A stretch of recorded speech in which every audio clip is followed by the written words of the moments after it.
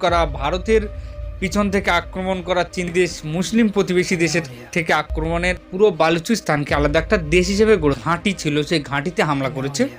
তো বন্ধুরা, সময় সারা জীবন কখনো কারোর সমান যায় না। যে পাকিস্তান এক সময় সারা পৃথিবীর যত আতঙ্কবাদী সংগঠন আছে, সারা পৃথিবীর যেখানে যত আতঙ্কবাদী সংগঠন তাদের যোগসূত্র হয় পাকিস্তানে থেকেছে, না হলে পাকিস্তান তাদের আশ্রয় দিয়েছে। যত রকম জঙ্গি পাকিস্তানে কোথাও না কোথাও তাদের যোগসূত্র আছেই।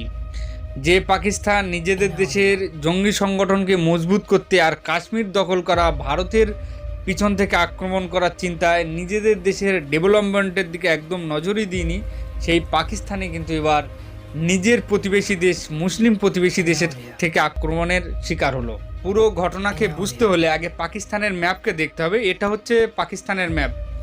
এই পাকিস্তানের দক্ষিণ পশ্চিমে হচ্ছে বালুচিস্তান প্রদেশ, এবং এই বালুচিস্তান প্রদেশের শুধু পাকিস্তানেই না, বালুচিস্তান প্রদেশ কিন্তু ইরানেও আছে। ইরানের যে বালুচিস্তান প্রদেশ তাকে বলা হয় সিস্তান প্রদেশ, এবং এই যে টোটাল এলাকা, এই এলাকায় বালুচ লোকেরা বসবাস করে।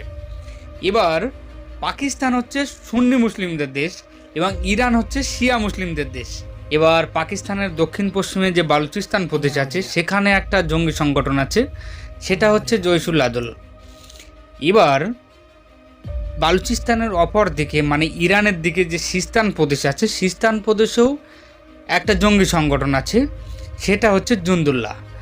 এবং এই জুন্দুল্লাহ এবং পাকিস্তানের যে জয়সুল আদল, এরা দুটোই সুন্নি জঙ্গি সংগঠন।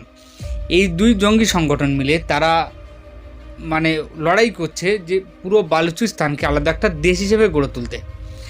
এবার পাকিস্তানের যে জয়সুল আদল যে জঙ্গি সংগঠন, সেই জঙ্গি সংগঠনের জঙ্গিরা বর্ডার পার করে ইরানে গিয়ে ইরানের যে ফোর্স আছে, ইরানের যে আর্মি আছে তাদের উপর অ্যাটাক করে। ইরানের সাধারণ মানুষের উপর অ্যাটাক করে, এবং ইরান সরকার বারবার পাকিস্তানকে জানানো সত্ত্বেও পাকিস্তান কিন্তু কখনো এই জঙ্গি সংগঠনের বিরুদ্ধে কোনো রকম কোনো পদক্ষেপ নেয়নি। এই কারণে ইরান এবার পাকিস্তান আর ইরানের বর্ডার থেকে 50 কিলোমিটার ভিতরে মানে পাকিস্তানের বালুচিস্তানের ভিতরে জয়সুল আদলের যে ঘাঁটি ছিল সেই ঘাঁটিতে হামলা করেছে। এবার পাকিস্তানের তরফ থেকে জানানো হয়েছে যে এই হামলায় 2 শিশু মারা গেছে, যেটা পাকিস্তান মোটেই ভালোভাবে নিয়নি। এবং পাকিস্তানের যে রাষ্ট্রদূত ছিল ইরানে, তাকে পাকিস্তানে তারা ডেকে নিয়েছে, এবং পাকিস্তানে ইরানের যে রাষ্ট্রদূত ছিল তাকে অবিলম্বে দেশ ছেড়ে চলে যেতে বলেছে। সেরকমই পাকিস্তান আর ইরানের মধ্যে যে বিবাদ তৈরি হয়েছে, এই বিবাদের ফলে কিন্তু তার পরের দিনই ফের আবার পাকিস্তান কিন্তু এবার হামলা করেছে ইরানের ভেতরে। এবার ইরান আর পাকিস্তানের একসময় যে বন্ধুত্ব সম্পর্ক তা কিন্তু ধ্বংস হয়ে যাচ্ছে, তো ধ্বংস হতে চলেছে শুধুমাত্র পাকিস্তানের আতঙ্কবাদীদের প্রভাবে। পাকিস্তান এমন একটা দেশ, ভেবে দেখুন, পাকিস্তান শুধু ইরানের বিরুদ্ধে কিন্তু জঙ্গি ব্যবহার করে তা না, আফগানিস্তানের বিরুদ্ধে জঙ্গি ব্যবহার করে, ভারতের বিরুদ্ধেও জঙ্গি ব্যবহার করে। ভারতের দিকে যেসব জঙ্গি সংগঠনগুলো আছে সেগুলো লস্কর-ই-তৈয়বা, জৈশ-ই-মোহাম্মদ, এইসব যে জঙ্গি সংগঠনগুলো আছে এগুলোকে কাশ্মীর ইস্যু নিয়ে ভারতের বিরুদ্ধে ব্যবহার করে।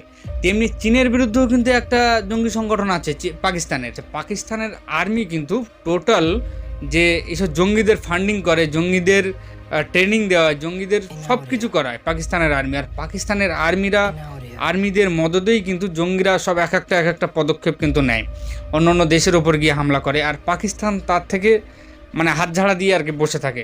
ঠিক তেমনি সবসময় তো আর নিজেদের চালাকি সবসময় চলবে এমনটা তো নয়। ঠিক তেমনি ইরানের সঙ্গে পড়েছে, ইরানও এবার হামলা করেছে, আর পাকিস্তানের তরফ থেকে তার পরদিনও আবার ইরানে হামলা করা হয়েছে। এবার দুই দেশের মধ্যে বর্তমান যে পরিস্থিতি, তার ফলে কিন্তু যুদ্ধ হওয়ার সম্ভাবনা অনেকটা বেশি। ইরান পাকিস্তানের থেকে সামরিকভাবে পিছিয়ে থাকলেও ইরানের সঙ্গে কিন্তু ইয়েমেনের হুতিরা আছে, হিজবুল্লাহরা আছে, লেবাননের যে হিজবুল্লাহ তারা আছে। এই কারণে ইরানের পিছন থেকে কিন্তু শক্তি অনেকটা বেশি। সেদিক থেকে যে পাকিস্তান এতদিন পর্যন্ত ভারতকে টু ফ্রন্ট ওয়ার করানোর জন্য, টু ফ্রন্ট যুদ্ধ করানোর জন্য যে চীনের সঙ্গে বন্ধুত্বপূর্ণ সম্পর্ক করেছিল, একদিকে চীন অন্যদিকে পাকিস্তান থেকে ভারতকে প্রেসারে রাখার চেষ্টা করেছিল, সেই পাকিস্তানে কিন্তু একদিকে ভারতের প্রেসার, অন্যদিকে কিন্তু ইরানকে আবার শত্রু বানিয়ে ফেললো। ইরানের যে বর্তমান যে পরিস্থিতি, ইরান কিন্তু আগামী দিনে আরও ছেড়ে কথা বলবো বলে আমার মনে হয় না।